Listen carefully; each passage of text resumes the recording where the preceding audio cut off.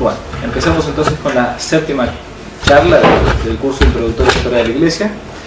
Antes de empezar, para los que no habían seguido antes, esta es la séptima clase de un curso ya que viene desde el año pasado, y por una cuestión de simplemente de honestidad intelectual y de más o menos ubicarnos un poco con la bibliografía.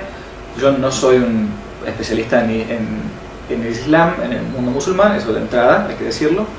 Intento hacer con esta charla una charla más bien de divulgación para aquellos que no tienen mucha noción de lo que es el mundo musulmán, principalmente basada en aquella población que no se encuentra en un continente como es Europa, que sí tiene una gran mezcla de mundo musulmán y que quizás conoce un poco más de lo que es el Islam, y ni hablar de la gente que está viviendo en tierras ya musulmanas de por sí.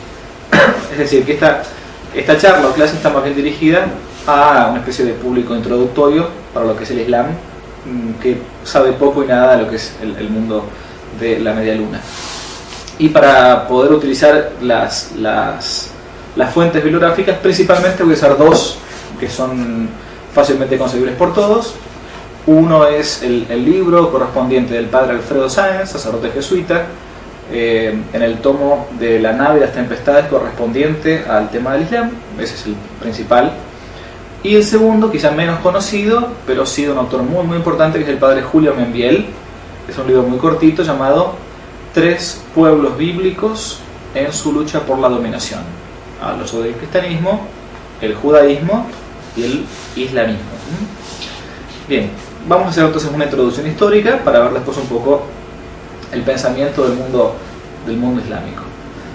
Los pobladores de Arabia de raza semita eran en su mayor parte descendientes de Abraham por la línea de Ismael, según las Sagradas Escrituras. Abraham tuvo dos esposas. Con la primera, Sara, tuvo a Isaac, y con la segunda, a Agar, que era la esclava de la familia, tuvo a Ismael. Por los celos de Sara, las mujeres siempre son celosas, entonces así normal, Agar tuvo que huir al desierto, según la tradición, que sería el desierto de Arabia, también hijo de Abraham. En cierta ocasión, la esclava se encontraba junto a un pozo de agua en Ber Lahairoi, y se le apareció el ángel de Yahvé, que le anunció una bendición, al mismo tiempo de la bendición, una profecía, diciéndole, se encuentra esto en el capítulo 16 del libro de Génesis: multiplicaré de tal modo tu descendencia, le dice a Agar, la esclava, que por numerosa que será, no podrá contarse. Mira que has concebido y darás a luz un hijo al que llamarás Ismael. Porque Yahvé ha escuchado tu aflicción. Será un burro humano. Su mano estará contra todos, y las manos de todos estarán contra él. Y enfrente de todos sus hermanos plantará su tienda. Génesis 16, 10-12.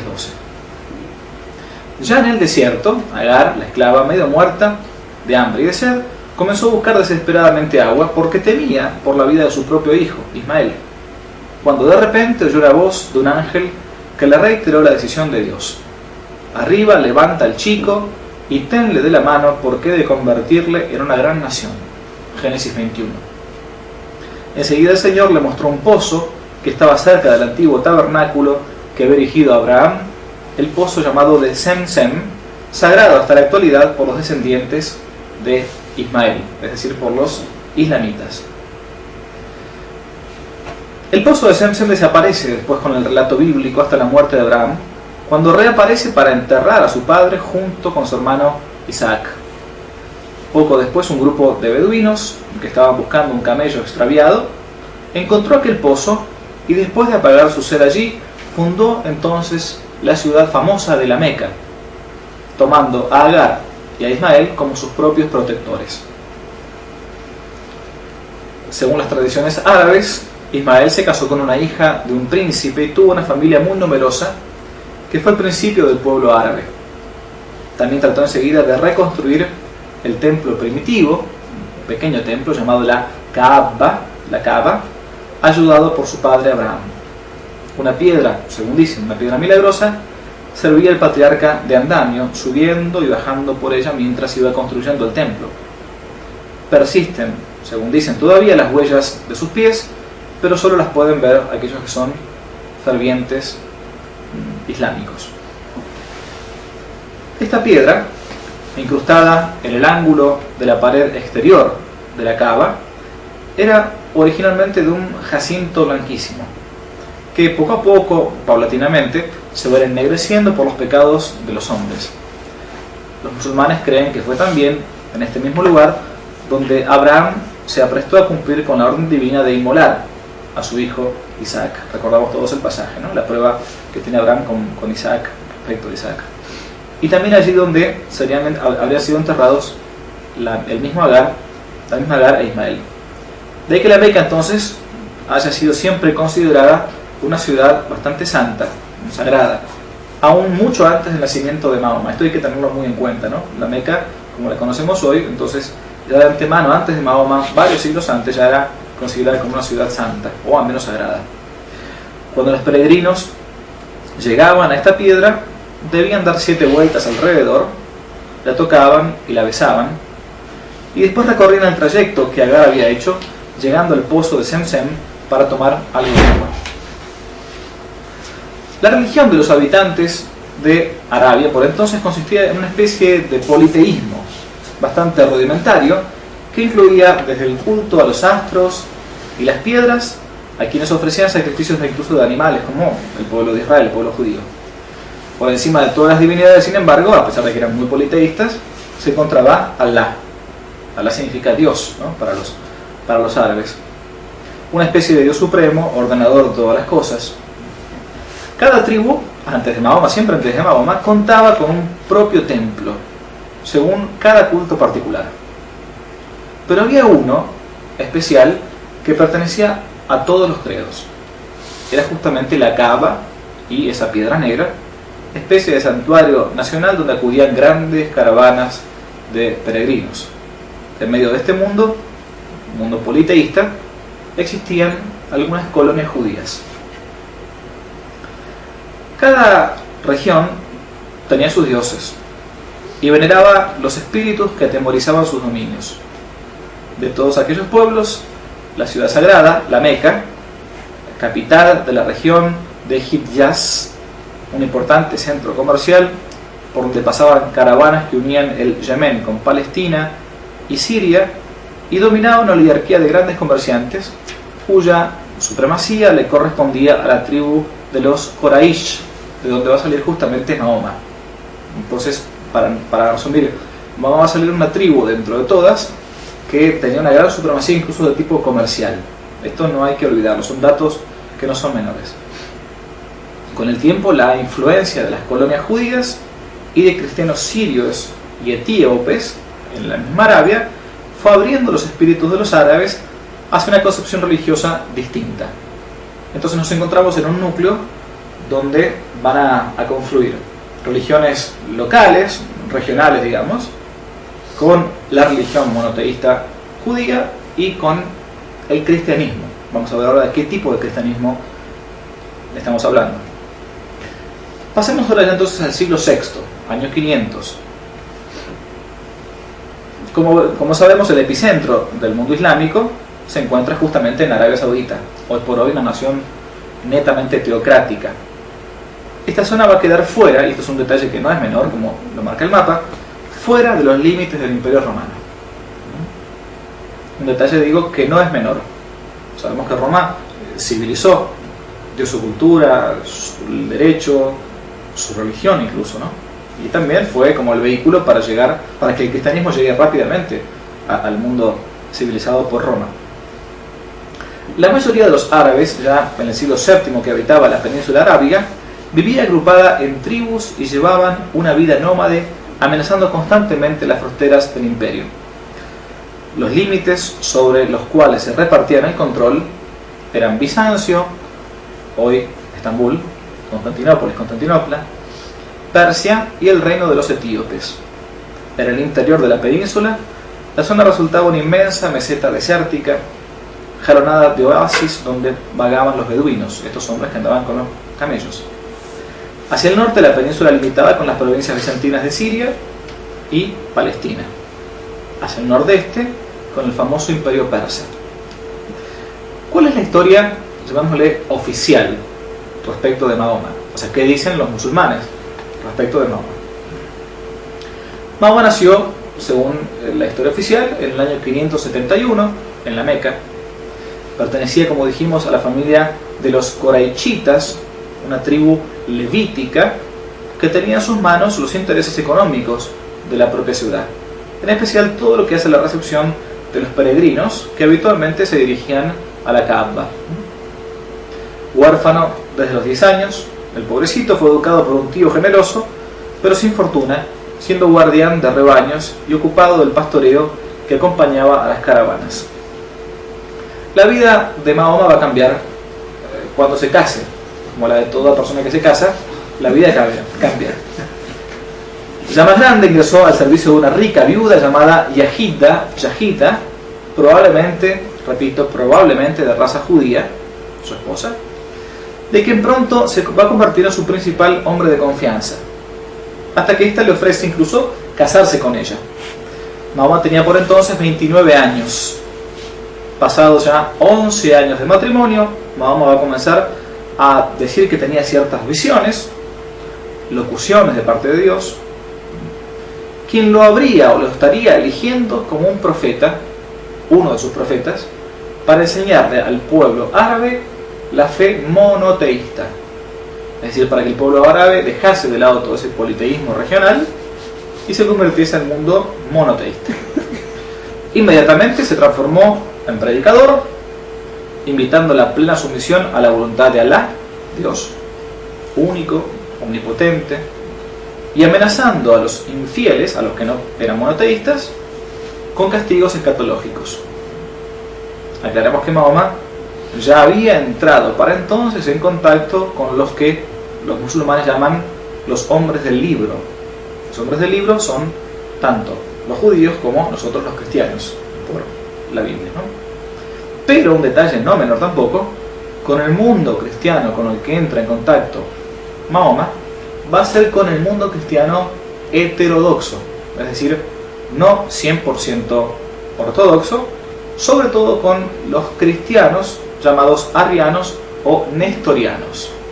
No entramos en este tema, ya hemos visto toda una clase entera sobre el tema del arrianismo, nestorianismo también lo hemos mencionado, pero simplemente digamos que no se trataba de cristianos 100%, sino simplemente de unas sectas heréticas, herejes. Inicialmente convenció a sus parientes, a su mujer, a su primo Ali y a sus amigos Abu Bekr, Omar y Uthman, mucho más fácil los nombres, sus primeros discípulos, y después de largarse a hablar en público va a comenzar a denunciar la idolatría desde la misma ciudad de la Meca, aduciendo que el politeísmo iba contra la primera tradición del pueblo árabe. Digamos, la acusa que había que volver a los orígenes, a esa tradición primordial que tenían los árabes de un solo Dios, y denunciando los abusos que los comerciantes realizaban en la Meca como un lugar de tránsito de sus operaciones con los peregrinos. Es decir, una especie de predicador revolucionario, al estilo tipo Che Guevara, para hablarle antes de tiempo, ¿no? Todo esto causó un gran revuelo popular. Los pobres y trabajadores comenzaron a apoyar naturalmente a Mahoma, hasta que los coraichitas, los de su propia tribu, después de matar a varios seguidores de este nuevo profeta, entre comillas, van a tratar de atentar contra su propia vida. Mahoma, va a decidir abandonar su pueblo natal y acompañado por un ángel, todo esto según la historia oficial del pueblo islámico, va a huir de la Meca a Yatrib, una ciudad cercana, muy rica en plantaciones y en cosechas. Era por entonces ya el año 622 de nuestra era. Esta huida, o llamada también égira, ¿no?, constituyó el acto formal de la ruptura de Mahoma con su pasado árabe, o con su pasado religioso árabe.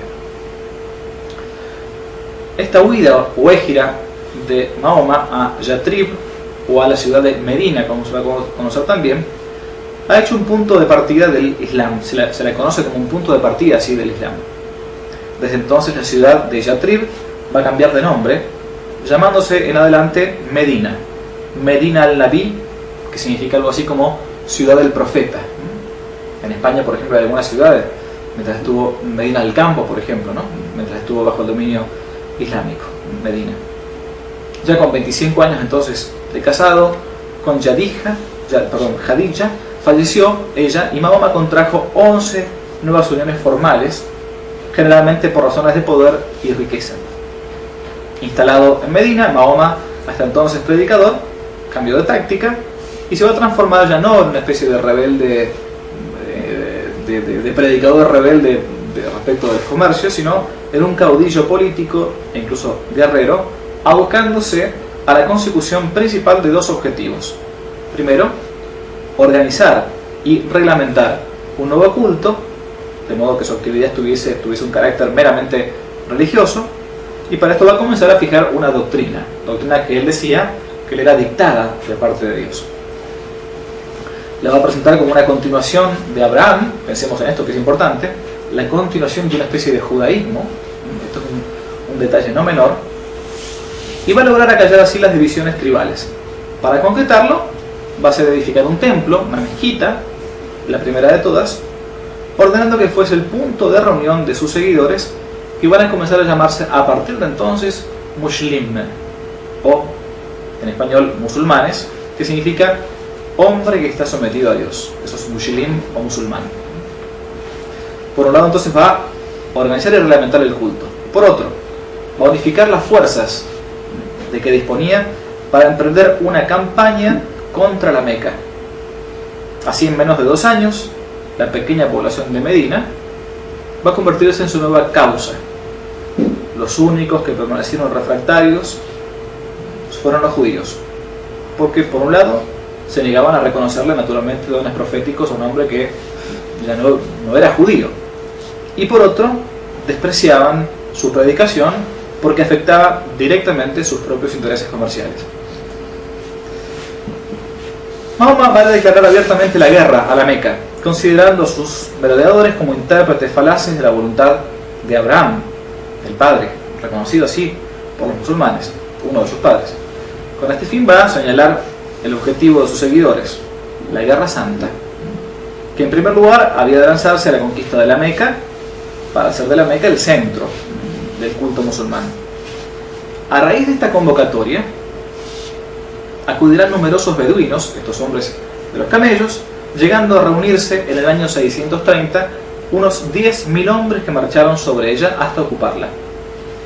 Llegado a la Kaaba, dio 7 vueltas alrededor. Mahoma tomó posesión de ella, destruyó los ídolos y proclamó la ley de la nueva religión, cuyo único Dios era Alá, Dios, dejando solo la piedra negra, símbolo de la divinidad. Los coraichitas y las demás tribus van a tener que aceptar la derrota, y la nueva religión va a comenzar a reconocer a Muhammad, a Mahoma, como el profeta. A su muerte, año 632 de nuestra era, era un hecho la unidad religiosa y política de toda la península arábiga.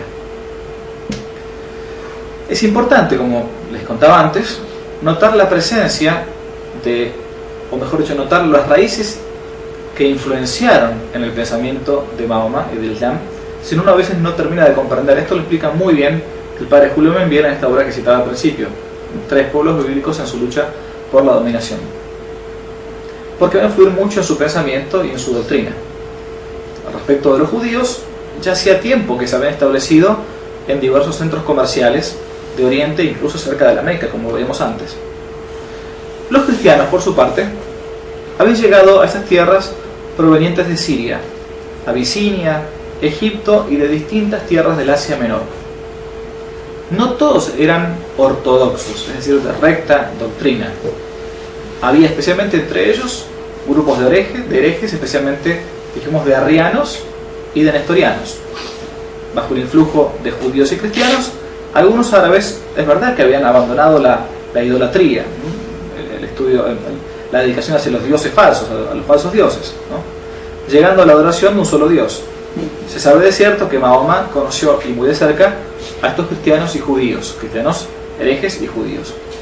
En sus viajes como comerciante entró en contacto especialmente con nestorianos y monofisistas, es decir, que negaban la naturaleza divina del verbo, además de arrianos y docetistas, de quienes va a recibir una gran influencia. Recordamos que los arrianos pensaban que nuestro Señor Jesucristo, afirmaban esto, era un gran hombre, una gran criatura, pero no era Dios, no tenía naturaleza divina. Bien, en cuanto a su contacto con el judaísmo, amén de haberse casado con su mujer judía, desde hacía tiempo que existían comunidades en Arabia, a raíz de la famosa diáspora, que también hemos visto acá en las clases, que sucedió a partir del año 70 de nuestra era, cuando el general Tito termina de cerrar el cerco sobre Jerusalén, y a partir de ahí comienza la diáspora del pueblo judío. También hay que remarcar por último la existencia en tierras árabes de una secta judeo-cristiana llamada de los Ebionitas, llamados así por su fundador Ebión, quien deseaba conservar ante todo la ley de Moisés.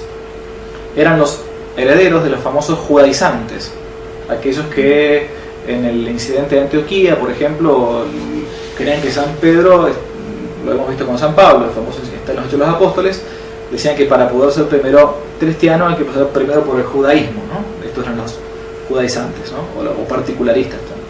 Prosperaban mucho en Siria desde el siglo IV y se caracterizaban por seguir la doctrina judía de la Torá, desoyendo la divinidad de nuestro Señor Jesucristo, aunque reconociéndolo a él como un Mesías esperado. Mahoma, deseoso entonces de dar a su pueblo una religión propia monoteísta, se va a abocar, antes de su gran predicación, al estudio bien riguroso del Antiguo Testamento sobre las ideas que él decía inspiradas por Alá, por Dios, dando a conocerse siempre como el único profeta de Dios, o uno de los últimos profetas de Dios.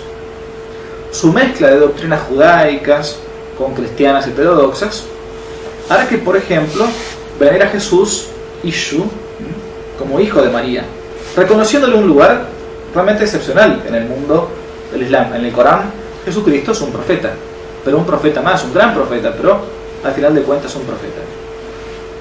A María incluso se le reconoce su concepción virginal.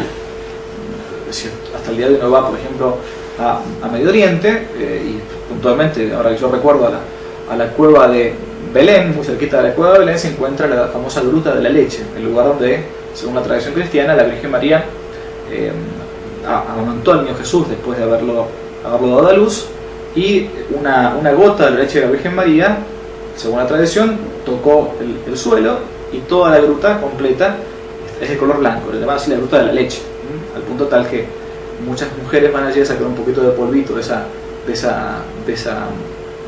gruta que tienen problemas de embarazo para poder quedar embarazadas, ¿no? Y es gracioso porque, van muchas mujeres musulmanas a venerar a la Virgen María puntualmente ahí y a la gruta del nacimiento.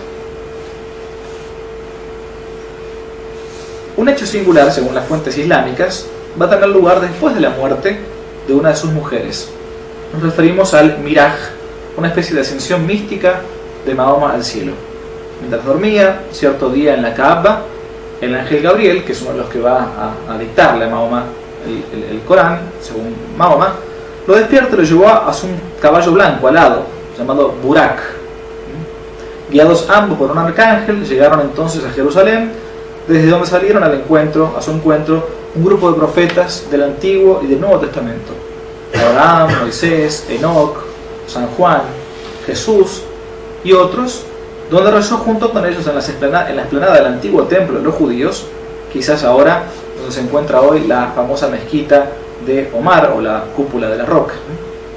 Terminada la oración, montó sobre el Burak, este caballo, y elevándose mutuamente, fueron conducidos siempre por San Gabriel Arcángel hasta el cielo, donde se encontró de nuevo con los profetas transfigurados y al mismo trono de Alá, quien le recitó el credo fundamental del Islam: no hay más Dios que Alá, y Mahoma su profeta. Esa es la reducción, es el resumen del credo islámico. Dios es Dios, no hay más Dios que Dios, y Mahoma su profeta.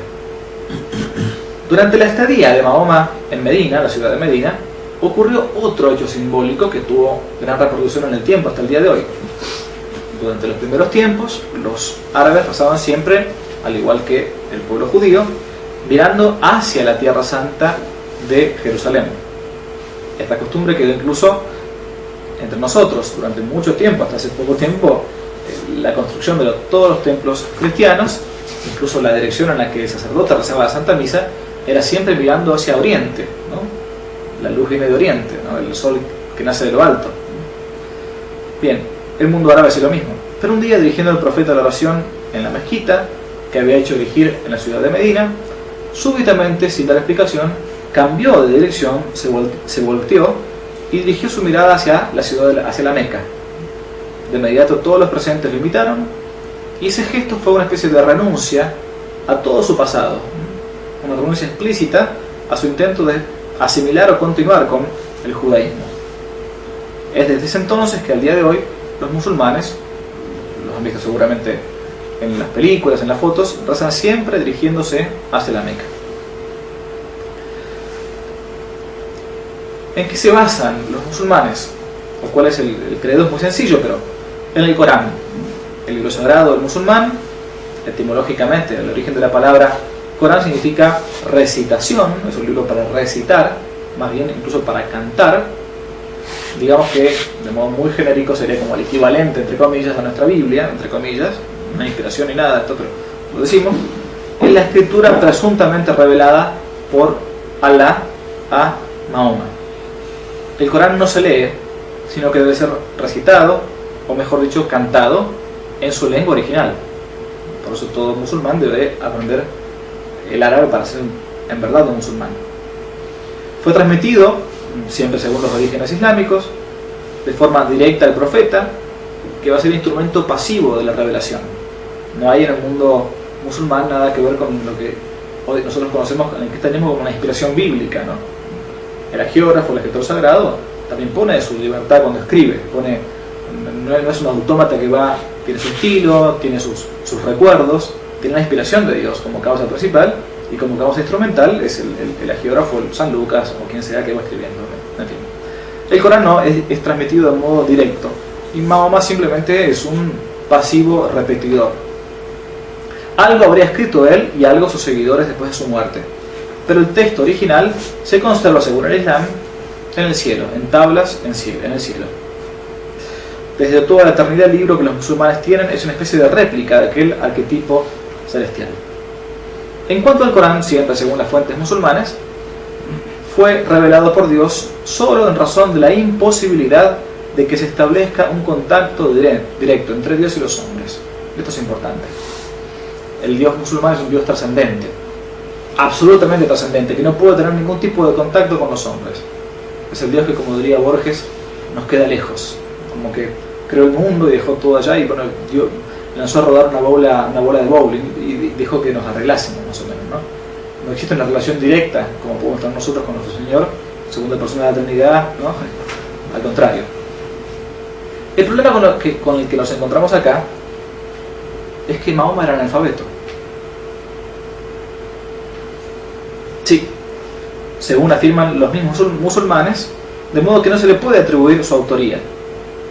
Durante 23 años, el arcángel le habría ido dictando las palabras ordenadas por Dios, primero memorizadas y posteriormente escritas. Fue estando en Medina, donde se le dictó el Corán en partes, pero como para aquel entonces ya lo había olvidado, el ángel Gabriel debió recordárselo al oído trozo por trozo. ¿Cómo es la revelación según el mundo musulmán? Según los musulmanes, la primera versión del Corán fue transmitida a los judíos, pero estas la falsificaron y no reconocieron a Jesús como uno de sus últimos profetas. Al entonces, dejando el pueblo judío, se va a revelar a los cristianos. Pero también ellos se equivocaron y erraron recayendo en la idolatría al creer que Jesús era Dios. Si bien muestran un respeto por la figura de Isu, como dijimos recién, como lo llaman a Jesús, Él es una palabra de Alá. Se encuentra esto en la Sura 3:39, como si fueran capítulos y versículos, las suras del Corán. Es decir, un profeta más. Por eso la conducta de un buen musulmán frente a los judíos o frente a los cristianos que se resistan a aceptar el Islam debe ser la siguiente. Leo la Sura 3:28. Que los creyentes no tomen por amigos a los incrédulos en vez de los que creen. Quien lo haga no tendrá nada que ver con Alá. Fin de la cita. Otra sura, la Sura 9:5. Matad a los asociadores donde quiera que los halléis. Capturadlos, sitiadlos y tendedles toda clase de emboscadas. Pero si se retractan, estableced la oración. Fin de la cita. Otra sura, 2:29. Luchad contra ellos hasta que no haya más opción y la adoración debida sea solamente Alá. Adiós. La versión definitiva, según el Islam, del Corán, que la respetó en su tenor original y la transmitió definitivamente a la humanidad, es la versión árabe. El contenido del Corán, según los musulmanes, es sagrado y por eso debe mantenerse de modo textual y en la lengua original. Pero todo esto es evidente, que Mahoma pasó a ser como el Moisés del Antiguo Testamento o el Jesús del Nuevo Testamento. Cuento una anécdota que no tengo acá escrita. Cuando algunos amigos sacerdotes estaban viviendo en Medio Oriente para ser misioneros en tierras del Islam, tenían que estudiar naturalmente el árabe. Y cuando llegaban a una academia de árabe, comenzaban a estudiar las palabras, ¿no? Entonces la palabra, lo digo en español, la palabra vaca va con B corta, ¿no? Entonces veían que vaca va con B corta. Pero después se encontraban en algunos textos que vaca estaba escrita con B larga. Entonces decían, pero perdón, profesora, ¿vaca va con B corta o va con B larga? No, vaca va con B corta y va con B larga. Pero ¿cuál es la regla? Es que la regla para el mundo musulmán de la lengua árabe es el Corán. Como el Corán no puede tener ninguna falla, ninguna equivocación, ningún error de ortografía, cuando se transmitió el Corán, vaya a saber quién escribió va con B corta y va con B larga, medio ignorante, medio bruto el copista. Bueno, entonces la regla es justamente el Corán. A ese punto se llega. Entonces hay excepciones ortográficas conforme se encuentran los errores ortográficos en el Corán. A ese punto se llega, ¿no? En un manuscrito cristiano del evangelista de San Lucas, de San Juan, quien fuera, uno se encuentra con un texto griego que hay un error ortográfico, punto, sencillo, es un error del copista, no, lo principal es el mensaje, no la... Bueno, las excepciones son también regla porque están en el Corán. Hasta acá entonces las versiones más bien oficiales sobre el mundo islámico y su origen del Corán. Un estudioso ya fallecido hace un par de décadas, muy pocas, el padre Thierry, en un libro que tuvo que publicar con un seudónimo de Ana Zacarías, llamado, algunas veces está citado como de Moisés a Mohammed, de Moisés a Mahoma, o también hay reseñas también en español llamado Islam, una empresa judía. Nos propone una versión bastante distinta de la versión oficial. A juicio del padre Thierry, un gran estudioso del Islam, el Corán no es más que la simple y pura traducción, explicación de la Biblia, una especie de Biblia explicada para los árabes, donde se relatan las historias de Adán, de Noé, de Abraham, de Lot, José, Moisés, los profetas, San Juan Bautista, la Virgen María, Jesús, etc. A su juicio, Mahoma nada tiene que ver con la elaboración de este libro. El Corán actual entonces sería fruto de la predicación de un rabino de tendencia farisaica y talmudista que se había propuesto simplemente judaizar a Arabia. Mahoma no se propuso entonces, o no se habría propuesto fundar de la nada una tercera religión, sino asumir y copiar las dos anteriores. De hecho, uno se pone a ver un poco el mundo islámico y se da cuenta que hay una gran similitud con el mundo judío en muchísimas cosas. Es una especie de judaísmo simplificado. Esto sucedió porque al parecer Mahoma, según dice el padre Terry, tuvo en sus manos una traducción al árabe de la Torá bíblica, es decir, de los 5 primeros libros del Antiguo Testamento. De hecho, la semejanza que hay entre el Pentateuco, los primeros 5 libros del Antiguo Testamento, y el Corán son asombrosas y son muchísimas. Muchos de sus pasajes parecen como glosas enteras a las Sagradas Escrituras del Pentateuco.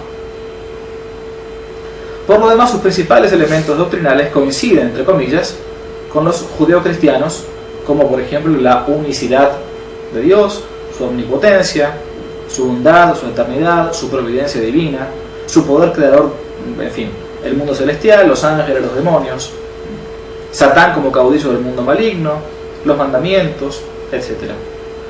Todo esto casi parece como copiado del mundo judío o incluso cristiano, así como las principales ideas antropológicas: la inmortalidad del alma, la escatología, el fin de los tiempos, la responsabilidad del hombre ante las acciones, el castigo y la recompensa después de la muerte, son propiamente judío-cristianos. Importante esto para alguna gente, sobre todo católicos, que están confundidos o a veces están desorientados. No son 3 religiones iguales. A veces uno escucha decir que las 3 religiones monoteístas, ¿no? El catolicismo, el judaísmo y el islamismo.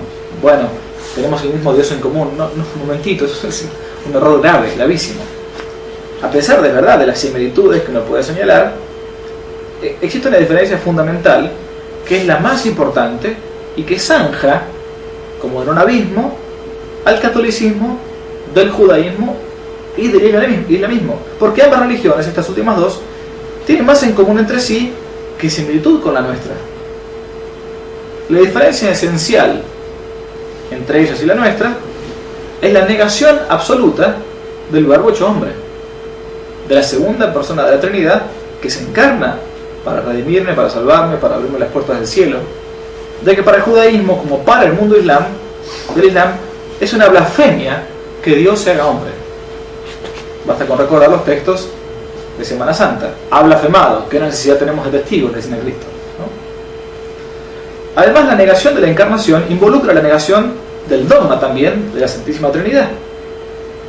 Por eso no tenemos el mismo Dios que estas religiones monoteístas, porque ambas niegan al Cristo como Dios. Así como de toda la estructura sacramental, Mahoma negó la Eucaristía, la Santa Misa naturalmente, el orden sagrado, el matrimonio como sacramento, etc. En un estudio sobre el Islam, sostiene un autor mendocino, Rubén Calderón Bouchet, muy recomendable, que Mahoma habría sido encargado por un rabino de la Meca, pariente de su esposa Khadija, de predicar la Torá a los suyos, solo que en árabe. Entre otras cosas, el rabino le habría resaltado detalladamente la historia de Moisés para persuadirlo de que él mismo fuese como un nuevo Moisés, pero para la Meca.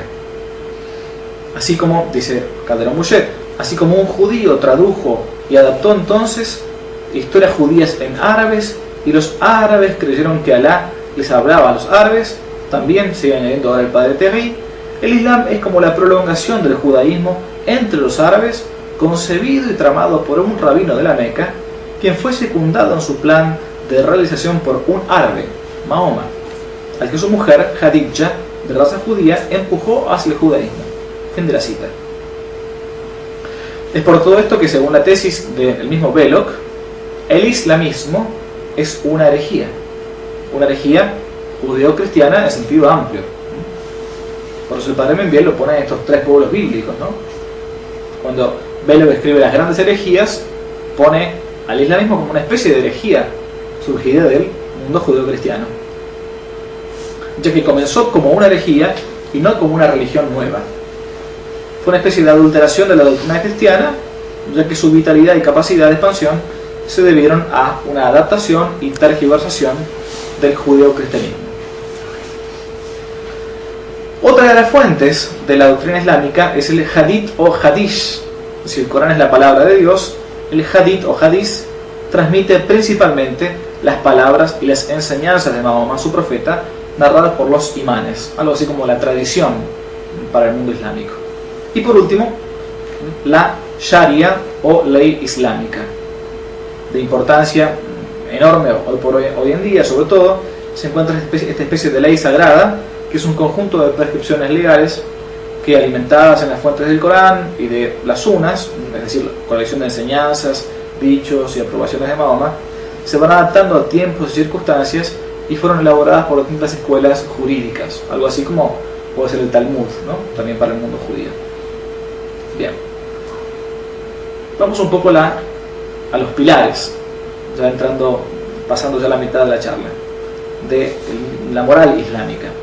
Tiene 5 pilares bien claros. Es muy simple esta moral y consta de fe, oración, limosna, ayuno, peregrinación y la guerra santa. La fe, el culto, tiene un primer acto, que es la profesión de la fe, con la fórmula: no hay otro Dios que Alá y Mahoma su profeta, lo dijimos antes. Creer para un musulmán significa aceptar como verdades las revelaciones de Alá, que fueron recibidas por Mahoma. Con esta fórmula se ingresa en la comunidad de los creyentes, Ummah, y se proclama esta fórmula 5 veces al día. 5 veces al día un musulmán tiene que proclamar este credo. La oración consiste en la recitación de los textos del Corán, acompañado de actos de adoración en dirección hacia la Meca. Se recita 5 veces al día para garantizar el contacto regular con Alá y un correlativo distanciamiento del mundo. De ahí que se puede rezar en cualquier lugar, pero para distanciarse del mundo hace falta no estar en un suelo común. De ahí que entonces se coloca una pequeña esterilla o alfombrita como para separarse del suelo profano, ¿no? Siempre en dirección a la Meca. Es importante destacar que para el musulmán no existe un trato filial con Alá, ya que es un Dios distante, que impera soberanamente sobre el creyente, pero no se aviene nunca a dialogar con él, ¿no? No hay entre ambos relaciones o coloquios personales, y mucho menos amistad. Hay una distancia infinita entre Dios y los hombres. El Dios de ellos es pura trascendencia o misterio insondable. La limosna musulmana es obligatoria. El creyente tiene que socorrer con sus bienes a parientes, a pobres, a huérfanos y peregrinos, contribuyendo al sostenimiento y promoción de la causa del Islam. El Ramadán, pasamos a el Ramadán o ayuno, dura todo el mes, va cambiando según el año. Por si quieren hacerlo, ya pasó, en 2018 fue mayo-junio, estamos ahora casi terminando. Son 40 días, casi como nuestra cuaresma. Ha sido revelado en el Corán. Durante todo el día, desde la salida del sol hasta su ocaso, hay que abstenerse de comida y de bebida, así como de toda relación sexual. Hay otras prescripciones menores tomadas de los judíos, como la abstención del vino y de la carne de cerdo. Por eso que los tiempos más violentos en el mundo oriental son los tiempos de Ramadán, porque al llegar al terminar el día, ¿no? y caer con el crepúsculo, el hombre está no solamente con hambre, con sed, excitado, entonces son tiempos incluso de violencia en tiempos de Ramadán. Otro precepto, la peregrinación a la Meca. Todo musulmán en condiciones de hacerlo tiene obligación religiosa, al menos una vez en la vida, de peregrinar a la Meca para visitar la Kaaba, el lugar sagrado por excelencia. No hay lugar en la doctrina musulmana para el pecado original y la gracia santificante. En lo social, el musulmán debe vivir en armonía y fraternidad con los creyentes de Alá. Mahoma condenó la avaricia, el orgullo, el libertinaje, la mentira, abolió los sacrificios humanos, prohibió la muerte y el abandono de los hijos, refrenó la poligamia limitando a 4 el número de esposas legítimas. Uno puede tener tantas esposas como pueda mantener en el mundo islámico. La guerra santa. Por último está la yihad o guerra santa contra los que no son musulmanes. Se trata de una obligación política, pues quien obra así cumple con el deber de solidaridad. Es mártir, shahid, el musulmán que sucumbe durante la yihad, es decir, el muslim que mata y que muere, según el Corán 9.112. La guerra santa es como un ideal religioso. Los que caen en ella son considerados mártires en la fe y significa entrar directamente en el paraíso como sacrificio agradable a Alá. El paraíso musulmán es un hermoso jardín donde, acostados sobre los lechos brocados, los hombres beben el agua viva de la fuente y gozan eternamente de las vírgenes en el paraíso. Lamento, pero no es un paraíso demasiado digamos, está dominado por no por el pañuelo verde que quieran decir, ¿no? El islamismo no es ajeno a pretensiones de universalidad.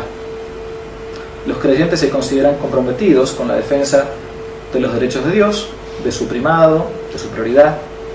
Mahoma asumió incluso la guerra como un medio para vencer las resistencias, pero en realidad se transformó en un medio de expansión extraordinaria. Los infieles que al ser conquistados se adhieren al Islam, poco a poco van a ingresar en la comunidad de los creyentes y, si se resisten, van a ser despojados de sus bienes o reducidos a la esclavitud. De esto poco se habla. Cuando uno escucha hablar de la esclavitud, ustedes saben que la Iglesia paulatinamente, poco a poco, fue la autora de la abolición de la esclavitud. Poco se dice de la cantidad de esclavos cristianos en manos de los musulmanes. Sin ir más lejos, por ejemplo, el famoso Manco de Lepanto, que fue Miguel de Cervantes Saavedra, el escritor del Quijote, ¿no? Fue esclavo, estuvo detenido por los musulmanes hasta que pagaron su rescate. Los infieles que al ser conquistados se adherían al Islam ingresaban rápidamente en la comunidad de creyentes, pero si se resistían eran despojados y reducidos a la esclavitud. Esto no significaba que el Islam buscara imponerse siempre por la coacción.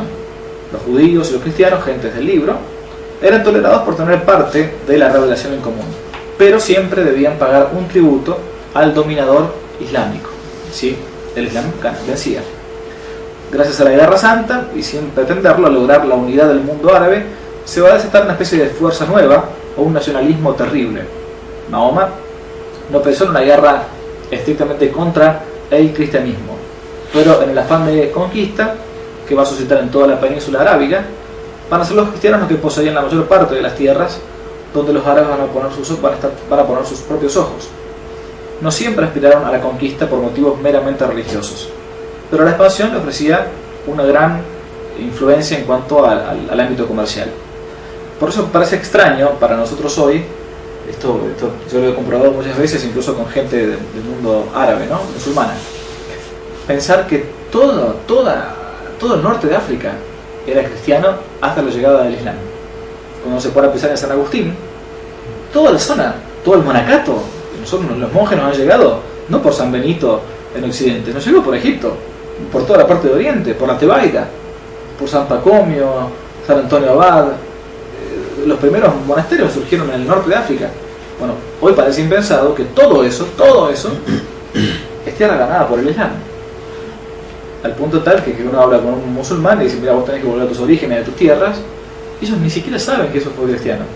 Durante 7 siglos fue cristiano. Las conquistas del Islam. A la muerte de Mahoma en el año 632, su discípulo, Abu Bakr, tomó la conducción del movimiento con el título de califa o jefe de los creyentes, reprimiendo la agitación de las tribus y completando la conquista de la península. Después lo va a seguir su amigo y sucesor, el famoso califa Omar. Fue un político sagaz que formó un formidable ejército. El califa comprendió que para tener a las filas en cohesión era necesarísimo enviarlos a la conquista. Ustedes saben que los imperios muchas veces se mantienen como Estados Unidos por la guerra. Si uno no tiene esa fuerza expansiva, evidentemente el ánimo decae. La Gran Guerra Santa va a comenzar en el año 643 contra el Imperio Bizantino y el Imperio Persa. Las direcciones a las que dirigirá los ataques serán las rutas de las caravanas de comercio, lanzándose hacia el Asia Menor puntualmente, e islamizando poco a poco toda la zona. Siria, Palestina, Mesopotamia, incluso Egipto van a sucumbir bajo el imperio del Islam. En el año 635 van a atacar Siria y tomar las ciudades de Damasco. Y por eso desde la Meca y Medina el centro musulmán va a pasar a Damasco, donde se va a establecer allí el primer califato. Año 638 va a ser la conquista durísima y la caída de Palestina, puntualmente de Tierra Santa, de Jerusalén, que había resistido todo cuanto pudo, bajo el aliento del patriarca San Sofronio. El califa Omar va a acudir a la antigua explanada del templo, va a tomar de este modo posesión del lugar y va a construir allí la mezquita que hasta el día de hoy lleva su nombre, la famosa mezquita de Omar, o la cúpula de la roca, como se la conoce, la típica postal de Tierra Santa, es la que estamos viendo ahora. Muchas veces uno la ve y piensa que es una iglesia, piensa que es una mezquita. Es el mismo lugar en el que los judíos tenían el altar de los holocaustos y desde donde Mahoma habría subido a los cielos para que se revelase a él el Corán. Esta mezquita, llamada cúpula de roca, es uno de los centros espirituales más importantes. Por eso es que hay tanta discusión con Tierra Santa, y por eso es que los judíos también no saben bien qué hacer con esta mezquita que está justo en un lugar sagrado para ellos, ¿no? Que por cierto, todo esto favorece a la minoría religiosa cristiana, que son los menos ahí, porque si uno de los dos llega a terminar dominando, sacan corriendo al cristianismo y se acabaron todos los lugares santos, los pocos que quedan en Tierra Santa para nosotros los católicos.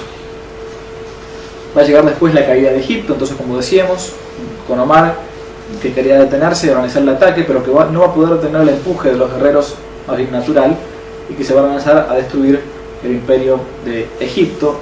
En la 640 ese ejército imperial bizantino va a ser derrotado cerca de El Cairo, y después va a caer la ciudad famosa de Alejandría. Bien, se van a dividir en dos grandes partes. Yo estoy haciendo acá un raconto bastante rápido, pero para que más o menos nos suenen un poco los nombres, ¿no? Una gran división, entre ellos los sunitas, o más bien, entre comillas, democráticos, y los chiitas, más bien dinásticos. No tardó en conocer el mundo musulmán las turbulencias políticas y divisiones internas, en qué imperio no existen.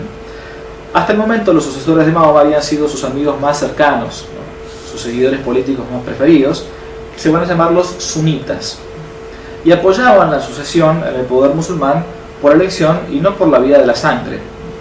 Omar, Othman, Abu Bakr. Esta corriente es ampliamente mayoritaria hoy en la actualidad, casi agrupa a un 80% del mundo musulmán.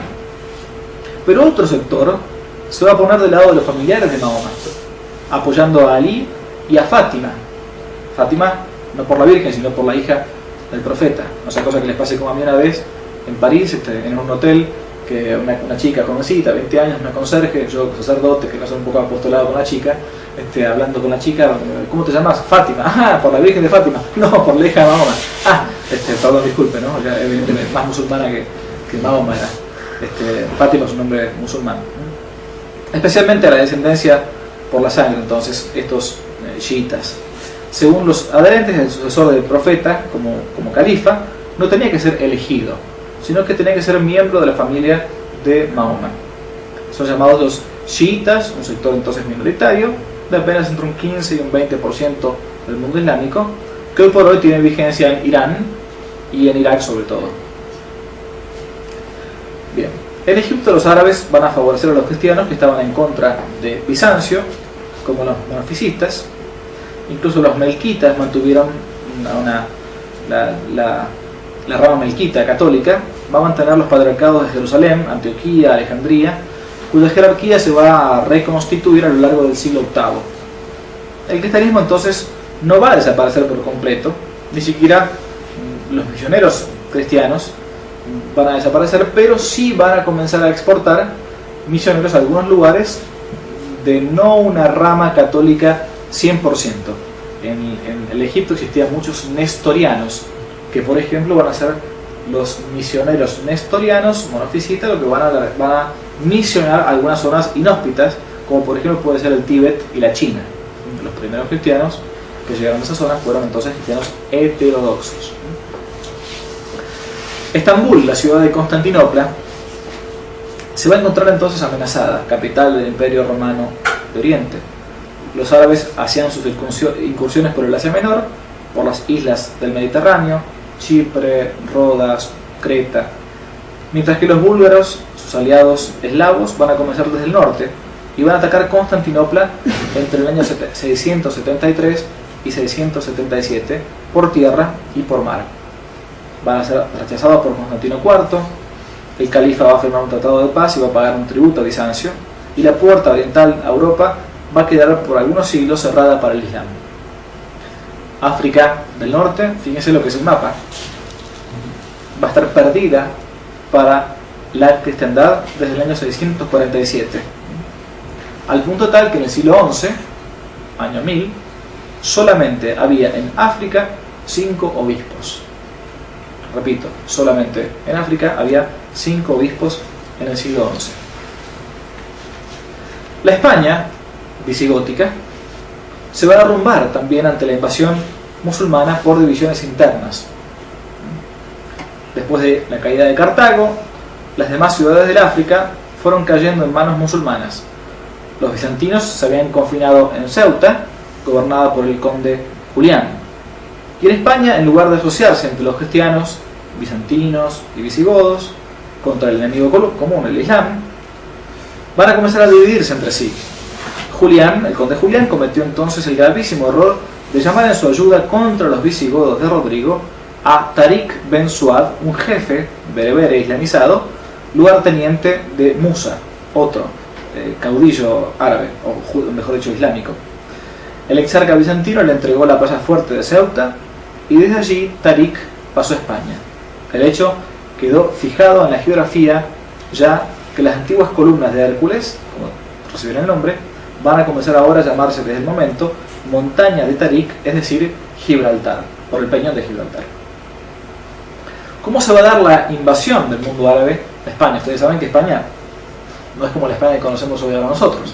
O sea, España dentro de algunos años va a ser como fue ahora, como fue en este entonces, por culpa de los españoles simplemente, ¿no? Era el año 711, y esto es importante que uno como hijo de España lo entienda.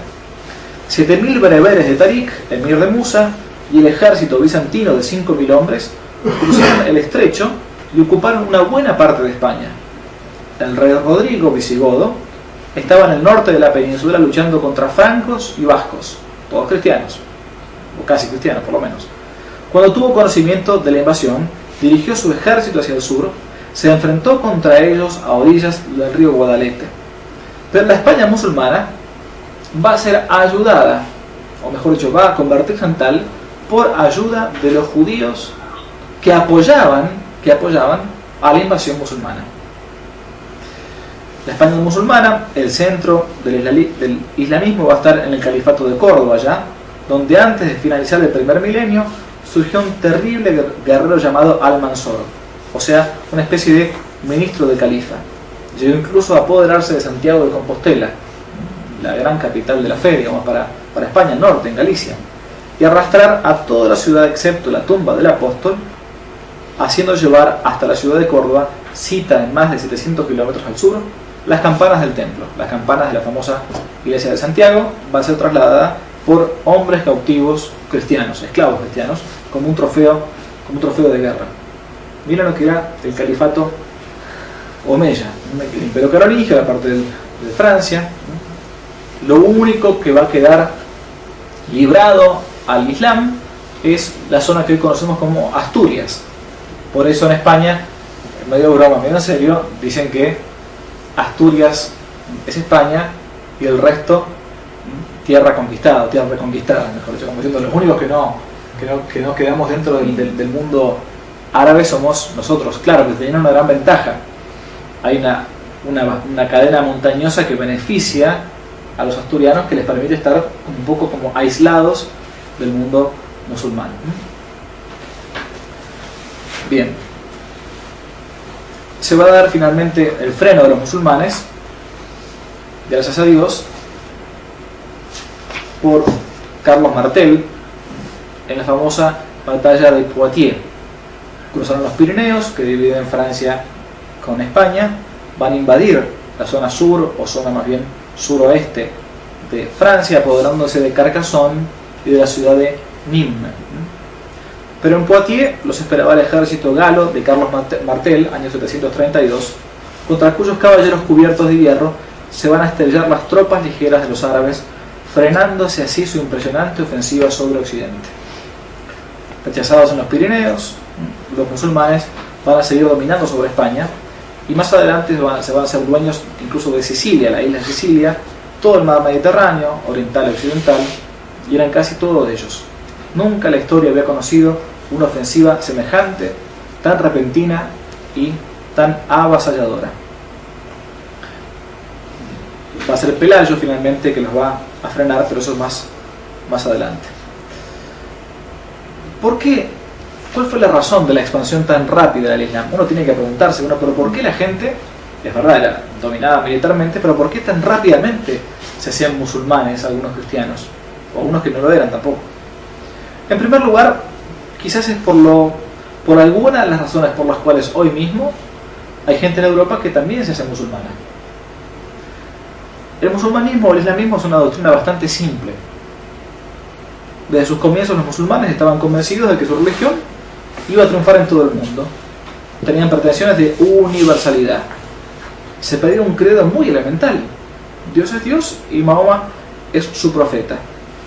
Los dogmas musulmanes se reducen a creer en un solo Dios, a quien están sometidas todas las criaturas, y en la misión divina de Muhammad, de Mahoma.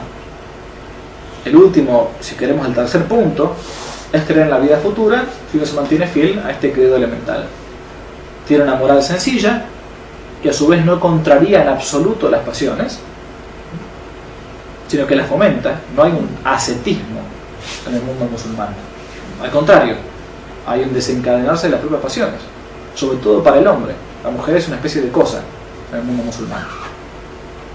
De hecho, al varón musulmán, ya lo dijimos, está permitido tener hasta 4 mujeres.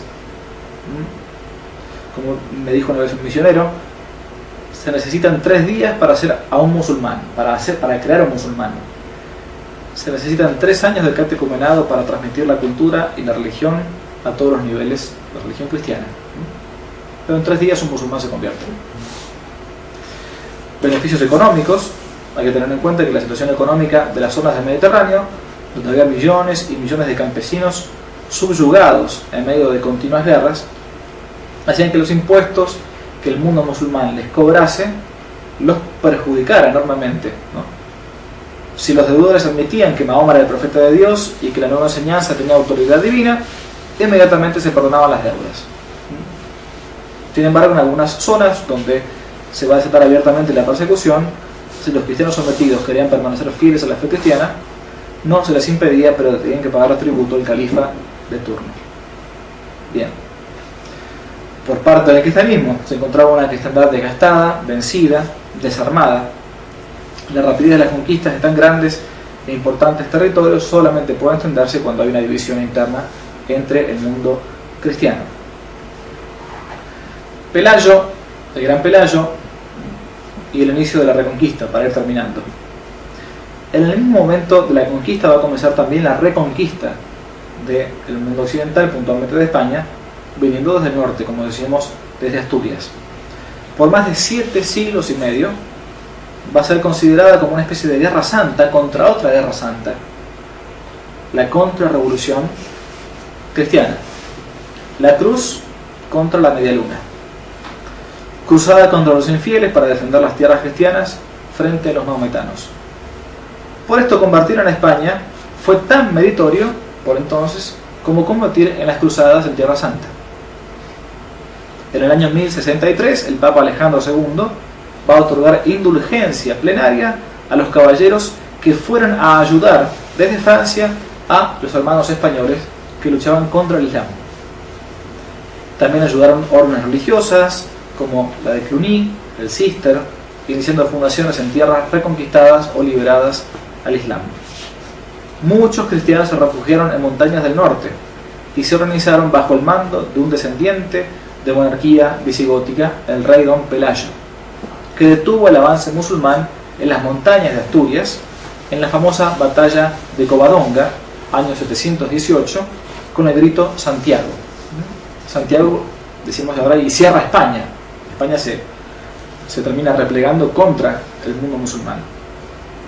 Fernando I el Grande, en el siglo XI, los musulmanes se van a encontrar profundamente divididos. No había un estado musulmán, sino una especie de federación de 23 minúsculos estados o taifas.